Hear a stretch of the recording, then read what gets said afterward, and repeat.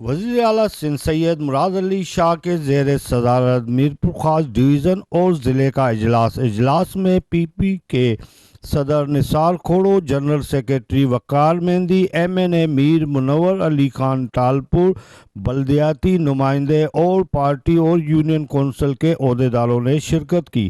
اجلاس کا بنیادی ارکان ناصر شاہ، دوست علی رائمو، جام خان شورو، ضیاء لنجار، سعید غنی اور دیگر نے شرکت کی۔